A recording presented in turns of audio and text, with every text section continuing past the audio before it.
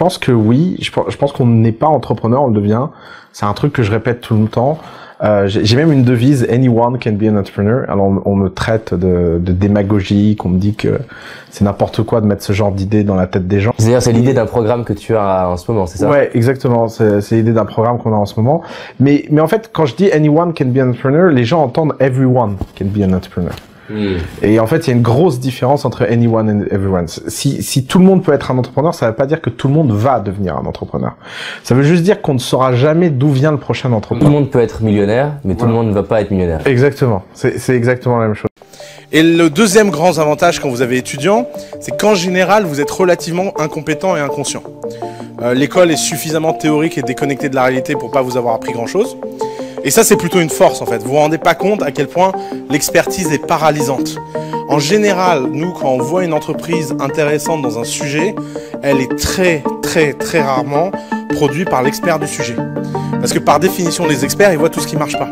L'entrepreneuriat, c'est ni une démocratie, ni un endroit très sympa. D'ailleurs, comme toutes les méritocraties, c'est en général émotionnellement horrible. Vous savez que la plupart des sociétés et la plupart des systèmes sociaux ne sont pas méritocratiques, parce que la méritocratie, c'est horrible.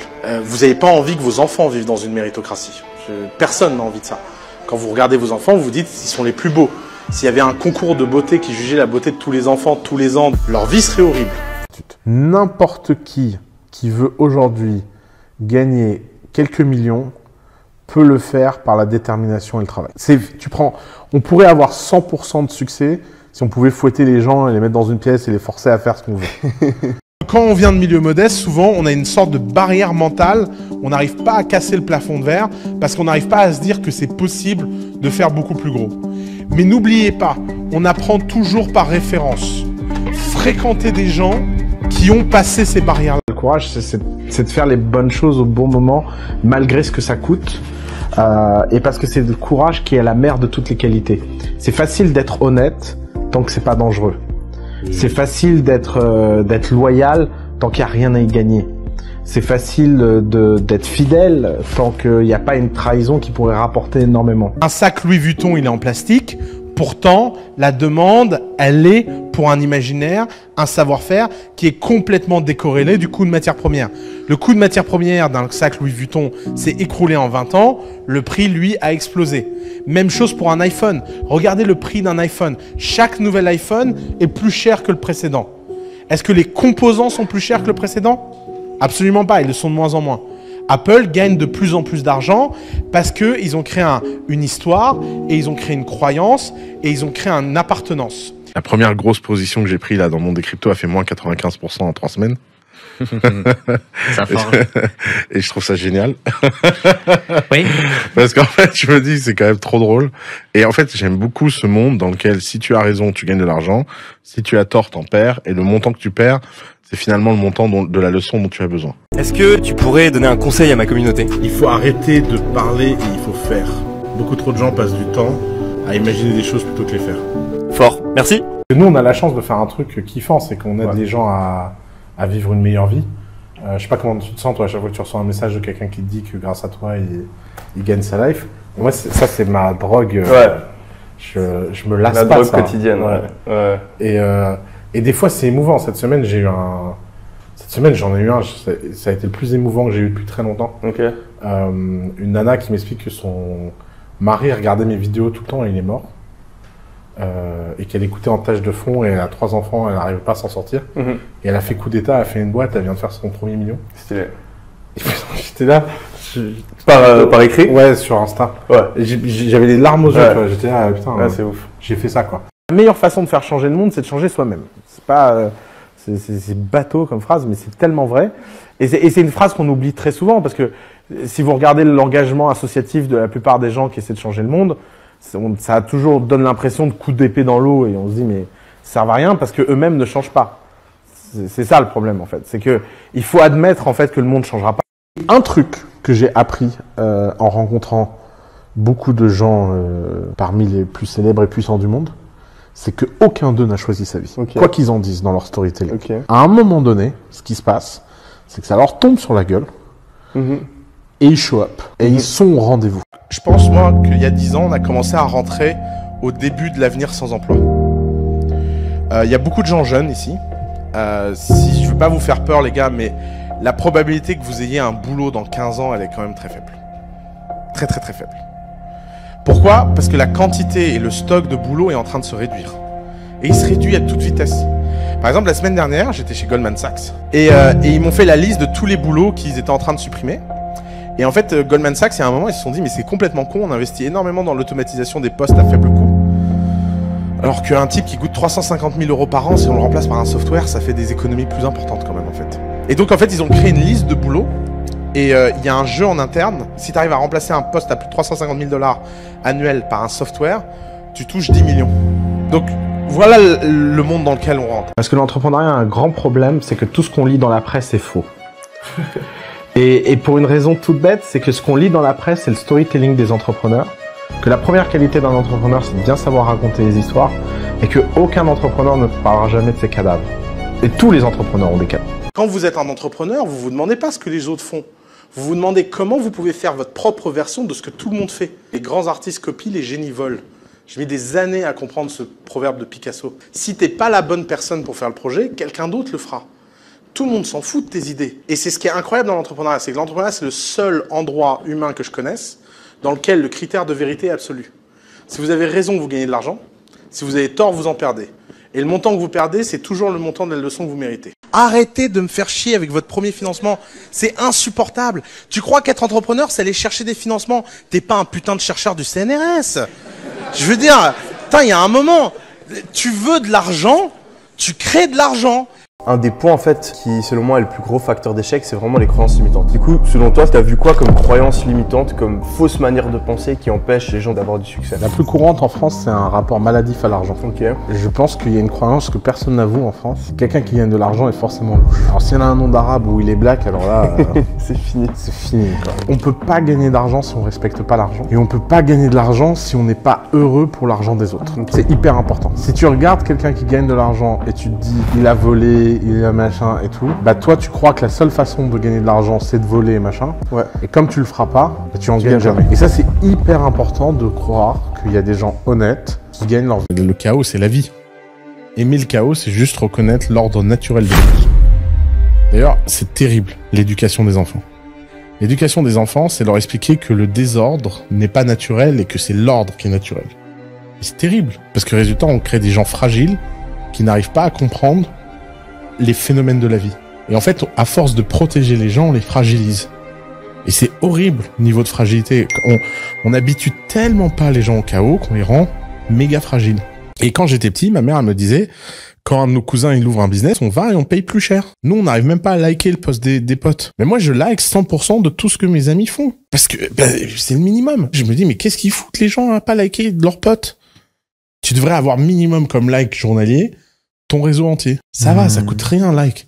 Tu lis, tu likes. J'ai grandi à Tours. Il y a un truc assez marquant dans cette ville, c'est qu'il y a un quartier entier rempli d'antiquaires. Et donc, je suis venu avec mon appareil photo, j'ai pris en photo plein d'antiquités en lui disant que je voulais faire un exposé pour le collège. Et j'ai commencé à vendre des meubles dans le monde entier. Et à 15 ans, je représentais 1/5 des ventes de la ville, je pense, de meubles. Et j'étais le plus gros acheteur d'antiquités. Et j'ai commencé à avoir des problèmes, puisqu'ils ont commencé à m'interdire l'accès à leurs meubles au prix boutique. Parce qu'ils me disaient, mais ta marge est trop importante. Je dis, non, c'est pas ma marge qui est importante, c'est vos prix qui sont pas à la hauteur, en fait. Après, il lui dit, tu vois, le problème, c'est qu'il y a deux types de gens. Il y a des gens qui attendent toute leur vie des cartes qui changeront rien à leur partie, et puis il y a des gens qui jouent quelles que soient les cartes qu'ils ont. L'univers est divisé en trois. Il y a les gens qui créent, il y a les gens qui commentent, il y a les gens qui regardent.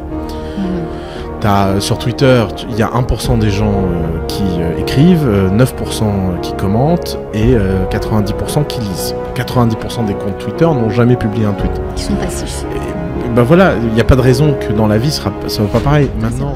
Ok, donc là je suis avec Oussama, un grand entrepreneur, et on parlait justement de l'importance des vacances. Et t'avais un avis assez intéressant là-dessus. Non mais parce que je pense que les vacances c'est important. Pendant des années j'ai pris aucune vacances. J'étais crevé de 21 à 28 ans, j'ai jamais pris un jour de vacances. Et après l'année où j'ai pris des vacances pour la première fois, j'ai eu un des meilleurs moments de productivité de ma vie. Et je me suis rendu compte qu'en fait, savoir se reposer, c'était un talent aussi important que savoir travailler. Au niveau de ces vacances, tu trouves qu'on sait bien se reposer ou Eh ben, je sais pas si vraiment on va être reposé, mais on va être reposé dans l'âme, pas dans le corps. Mais dans l'âme, on va être reposé. Et faut dire que t'assures quand même, Yomi. Il y a du level. Work hard, play hard. Work hard, play harder.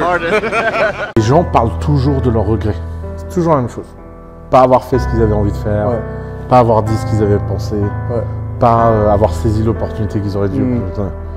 Et en fait, je pense que la vraie règle qu'on devrait tous universellement avoir, c'est d'essayer de vivre une vie où on ne crée pas des regrets futurs. Dès que tu as un moment où tu as deux choix, tu dois toujours te dire, ok, lequel des deux je vais le plus regretter si je le fais pas. Les gens qui créent Google, ils n'ont pas voulu créer Google. D'ailleurs, les mecs qui ont créé Google, ils ont voulu vendre à Yahoo pour $1 million et Yahoo a refusé et donc ils ont dit, ah ben on va le faire nous-mêmes. Il faut arrêter d'imaginer que les gens créent ce genre d'empire comme une vision. Ils se sont pas assis en disant on va être les maîtres du monde. Non, ils sont devenus les maîtres du monde un peu par hasard. Ils ont juste chaque semaine essayé de faire mieux. Et c'est la différence. Fais que le centre de ta vie soit quelque chose qui te fasse vraiment vibrer. Vraiment, tu vois, moi le matin quand je me lève, je suis trop content, je vois des entrepreneurs, je les aide dans leurs projets. Il y a rien qui m'arrête. Les problèmes qu'on a sont pas graves vis-à-vis de ça et tout. Pourquoi? Parce que je m'amuse. Standard français, oui, je suis très riche. J'ai un salaire de base de 240 000 € par an, as a family, et je dois gagner en conférence 200 ou 300 000 de plus par an.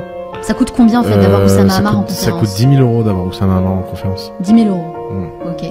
Pour une heure. Pour une heure. Donc c'est plutôt pas mal. Oui, je sais pas, je trouve pas ça assez cher, moi, mais bon, j'arrive pas à monter mon prix. C'est jamais assez de toute façon. J'arrive pas à monter mon prix, donc le marché a décidé que c'était 10 000 €. C'est déjà pas mal. C'est jamais assez. J'ai reçu un email ce matin et vous allez comprendre à quel point on peut vivre dans des mondes parallèles d'un de nos entrepreneurs qui me demande si son CV est pas mal. Et je lui dis, tu sais, je suis très embarrassé, j'ai deux problèmes. Le premier problème, c'est que j'ai jamais fait de CV de ma vie. Et le deuxième problème, c'est que je n'ai jamais regardé un CV de ma vie. J'ai embauché plus de 500 personnes dans ma vie, j'ai jamais regardé un CV. Pourquoi? Tout simplement parce que je vis pas dans la même réalité que 90% des chefs d'entreprise ici. Parce que je vis dans un paradigme où ce que les gens font est beaucoup plus important pour moi que ce que les gens sont. En France, le gros problème, c'est que n'importe qui a été à l'école a peur de deux choses, d'ouvrir sa gueule et de faire. Mais en fait, c'est terrible d'indoctriner à tout le monde cette peur de faire et cette peur d'ouvrir sa gueule. En fait, il y a un moment, quand tu décides d'être libre financièrement, eh ben, il faut la prendre, cette liberté. Le succès ne t'est jamais donné par personne. Il faut le prendre. À un moment, faut arrêter, les gars. Si tu passes 10 ans de ta vie comme entrepreneur et tu gagnes pas ta vie, va travailler quelque part pour gagner ta vie, en fait. L'absence d'argent est très temporaire dans l'entrepreneuriat. Ça dure 1 an, 2 ans, 3 ans quand t'as pas de chance. Mais qu'est-ce que c'est que 3 ans sur 30 ans de carrière ou 40 ans de carrière? Les gens, ils passent bien 5 ans ou 6 ans à l'école sans être payés, dans l'espoir d'avoir quelque chose après. Le problème, c'est que les gens veulent toujours définir le succès. Mais ça n'existe pas, le succès.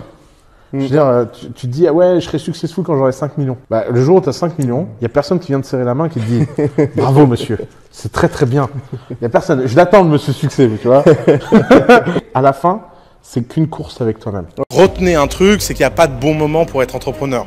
Être entrepreneur, c'est un peu comme toutes les grandes choses de la vie, c'est comme avoir des enfants ou se marier ou machin. Il n'y a pas de vrai bon moment.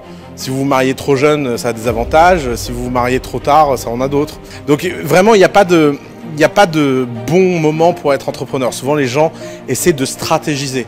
Et l'autre chose, c'est qu'il faut comprendre que être entrepreneur, c'est quelque chose de différent de tout le reste. Il n'y a rien qui prépare à l'entrepreneuriat en dehors de l'entrepreneuriat. Seul moyen d'apprendre à être entrepreneur, c'est d'entreprendre. Une école, c'est fabriqué comme une usine. On classe les enfants par année de fabrication. Il y a une sonnerie toutes les heures pour vous conditionner. Parce que c'est connu que personne ne sait quand un truc s'arrête s'il n'y a pas de sonnerie. L'architecture de toutes les écoles, c'est une usine. Vous avez une cour, qui est en fait la zone de livraison. Vous avez les classes autour. Et les gens se mettent en rang pour aller comme à la chaîne, etc. Et si tous les gens riches cramaient leur argent, il y aurait beaucoup d'argent pour tout le monde. Les entrepreneurs français, c'est ces génies qui gagnent le SMIC. T'as l'impression quand tu les entends qu'ils sont pas d'argent, ils vivent chichement. Il y a un moment, quand tu réussis, c'est pour kiffer, quoi. Moi, je suis très content d'aller en vacances, de dépenser 2 ans de salaire en une semaine de maison. Et je pense que je l'ai mérité. Et si tous les gens riches cramaient leur argent, il y aurait beaucoup d'argent pour tout le monde. J'ai un salaire de base de 240 000 € par an et je dois gagner en conférence 200 ou 300 000 de plus par an. L'argent, c'est un truc incroyable parce que l'argent, c'est le vrai luxe de l'argent, c'est le confort mental. Et le confort mental, ça n'a pas de prix. Si vous allez en Grèce et que vous regardez les temples grecs, ils sont tous écroulés. Si vous allez à Rome et que vous regardez le Colisée, c'est quasi intact. Mais en fait, c'est dû à une différence d'éducation. Les Grecs, pour devenir architectes, passaient 15 ans d'études en maths. Et puis, on leur faisait construire des trucs, et donc ils les construisaient dans les règles mathématiques. Les Romains apprenaient l'architecture par l'artisanat. On devenait architecte en construisant des choses. Donc on construisait des petites choses, et puis quand on était bon, on construisait des choses un peu plus grandes. Et puis au summum de sa carrière, on avait le droit de construire le Colisée. Et évidemment, les Romains ont écrasé les Grecs. Et vous devez toujours regarder vos datas pour que lorsque vous changez votre pricing, vous vérifiez que ça n'impacte pas la croissance de vos ventes. Ne jamais hésiter à monter ses pricing, toujours hésiter à les baisser. Il y a un gamin là de 16 ans que j'aime bien, qui est le fils d'une amie. Arrête pas de me casser les couilles, gna gna gna, je veux faire un business, blablabla, blablabla. Le problème, c'est que je sens bien qu'il n'arrive pas, tu vois, il a trop d'idées, il est trop intelligent, il est trop machin, il n'arrive pas à ce machin. Et alors, je lui dis, bon, écoute, en fait, ton problème, c'est que t'es pauvre, t'as 16 ans, t'as pas d'argent. Donc, on va arrêter de réfléchir à qu'est-ce que tu vas faire pour devenir le prochain Zuckerberg. Parce qu'en fait, pour devenir le prochain Zuckerberg, il faut d'abord que tu apprennes à mettre 100 000 € sur ton compte. Et ben, tu vas aller sur tous les sites de Layer 3, là, où tu as des grants, crypto, des parrainages, des machins. Tu sais, tu fais des actions, tu gagnes des tokens, des machins.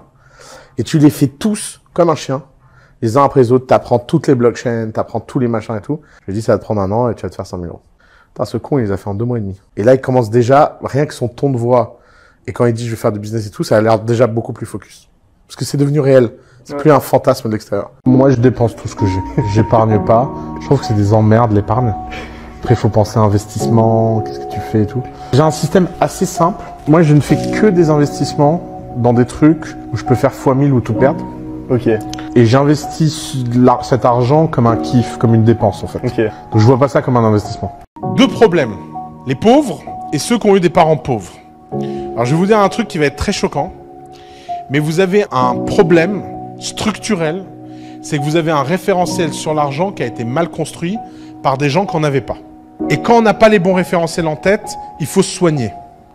Donc, vivez au-dessus de vos moyens. Vivez au-dessus de vos moyens, c'est le meilleur moyen de se soigner de ce genre de problème. Pourquoi? Parce que ça vous donnera le goût de quelque chose qui vous paraissait avant inaccessible, frivole ou intolérable. Si les gens riches en France dépensaient 10 fois plus d'argent, on serait tous beaucoup mieux. Hein. La circulation de la monnaie dans l'économie, c'est ce qui crée de la valeur. Souvent, par exemple, je prends l'exemple de l'industrie du luxe. Les mecs qui ont créé l'industrie du luxe ont créé l'industrie la plus frivole du monde. Mais si tu regardes d'un point de vue économique, c'est quoi? C'est quand même la redistribution de richesse la plus efficace après l'impôt. Quand un mec achète un sac 10 fois le prix, et il prend de l'argent de son compte et il le met dans le compte de la boîte de luxe, cette boîte de luxe, elle embauche des milliers d'artisans qui eux-mêmes vont dépenser de l'argent chez des milliers de commerçants qui eux-mêmes font vivre des milliers de familles. Alors quand moi je vois qu'en France on nous explique qu'il ne faut pas que les gens achètent des yachts et machin, tu dis non mais au contraire, notre problème c'est que les riches ne dépensent pas assez. La leçon que je retiens, c'est que l'année du Covid, ça a été l'année où la liberté a perdu. Ouais. Et ça nous a habitués à plein de choses que maintenant on trouve normales et c'est une honte qu'on trouve ça normal. Et il va falloir que les amoureux de la liberté, les amis de la liberté, à un moment ouvrent leur gueule. Ouais.